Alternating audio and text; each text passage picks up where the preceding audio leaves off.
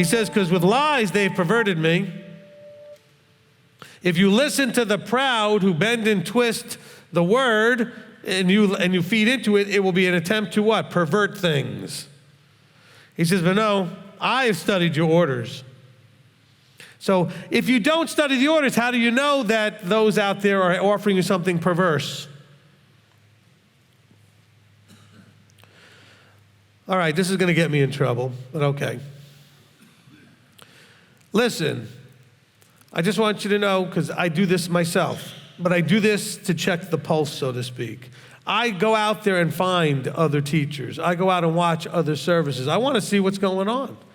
I want to see what people are saying. I don't watch the same person 57 times all the time, etc. Now I'm following them, but I want to get a sense of what these people out there are saying and doing, in case someone comes to me and says, by the way, do you know so-and-so? What do you think of their ministry or whatever's going on?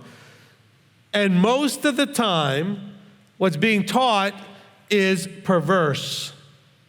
Not perverse like go and molest children. Not perverse like in some worldly way of thinking of perversion. Because normally we think of pervert somehow is always connected to sex or something.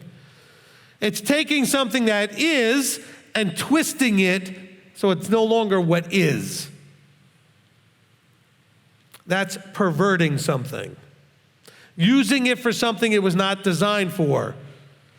Misinterpreting it, misapplying it. These are all perversions of the thing that it is. In this case, we're talking about His word, His understanding. Do you have the discernment when you listen to know whether or not you're hearing something that's perverted? Because you would think a pervert, oh, you're a pervert, would be something like, more sexually driven, had to do with language, off-color humor, whatever it is. No, you could be out there banging on the podium, hitting your Bible, and speaking nothing but perversion based on the way you're interpreting what the Word says. Happens every Sunday. The law's been done away with. That's a perversion of what the book says.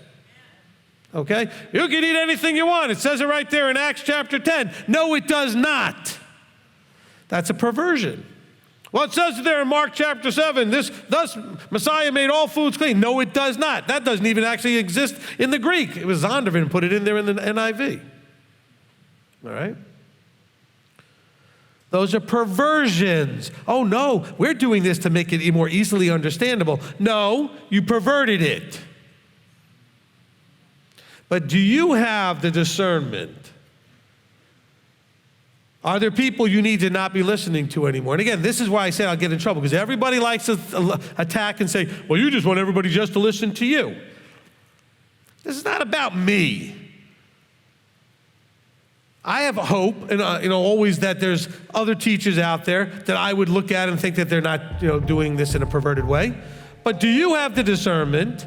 And then once you discern it, what do you do? That's the other piece of it. What do you do once you discern that you're listening to perversion? Do you keep listening? Do you keep following? Do you keep submitting?